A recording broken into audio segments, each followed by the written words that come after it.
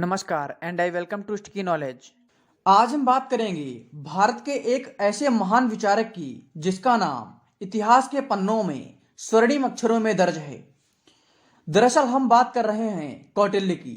आज हम कौटिल्य की संपूर्ण बायोग्राफी कवर करेंगे और हम जानेंगे हमें इनके जीवन से कौन कौन सी शिक्षाएं लेनी चाहिए। उससे पहले एक रिक्वेस्ट है, यदि आपने अभी तक चैनल को सब्सक्राइब नहीं किया है तो आप सब्सक्राइब कर लीजिए। कौटिल्य प्राचीन भारत के महान राजनीतिक प्रशासनिक विचारक थे। कौटिल्य को चाणक्य और विष्णुगुप्त के नाम से भी जाना जाता है। चाणक्य ने उस समय के महान शिक्षा केंद्र तक्षशिला से शिक्षा ग्रहण की थी, जो वर्तमान में पाकिस्तान के पंजाब प्रांत में अवशेष के रूप में अवस्थित है। इन्होंने इस विश्वविद्यालय में 14 वर्ष तक अध्ययन किया। कौटिल्य को राजनीति शास्त्र, समाजशास्त्र और अर्थशास्त्र जैसे विषयों में महारत हासिल था। इसके अतिरिक्त चाणक्य ने नालंदा विश्वविद्यालय में कई सालों तक अध्यापन का कार्य भी किया। आपको बता दें कि नालंदा विश्वविद्यालय की स्थापना गुप्त वंश के शासक कुमार गुप्त ने की थी। 1193 ईस्वी में मोहम्मद गौरी के एक दास बख्तियार खिलजी ने इस विश्वविद्यालय को नष्ट कर दिया। कहा जाता है कि इस प्राचीन विश्वविद्यालय में इतनी किताबें थीं कि यह विश्वविद्यालय 6 महीनों तक जलता रहा। वर्तमान में इसके अवशेष बिहार में देखे जा सकते हैं। खैर छोड़िए, हम बात कर रहे थे कौटिल्य की। देखिए, कौटिल्य को भारत का मैकियावेली भी कहा जाता है।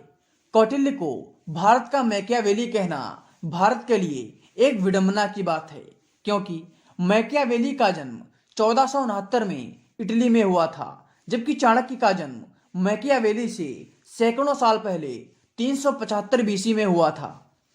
उचित तो यह होगा कि मैकियावेली को भारत का चाणक्य कहा जाए।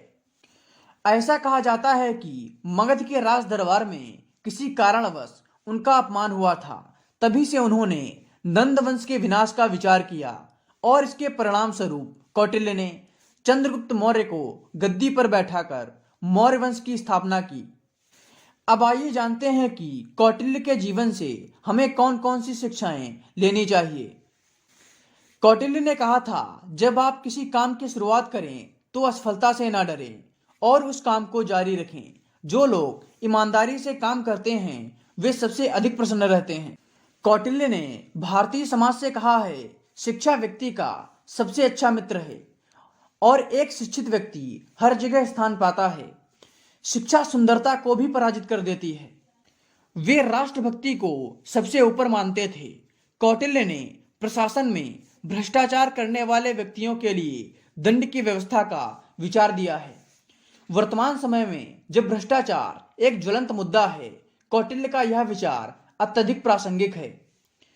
तो आज का हमारा टॉपिक यहीं पे समाप्त होता है। फिर मिलेंगे आपसे किसी नए टॉपिक पे। तब तक के लिए गॉड ब्लेस यू ऑल।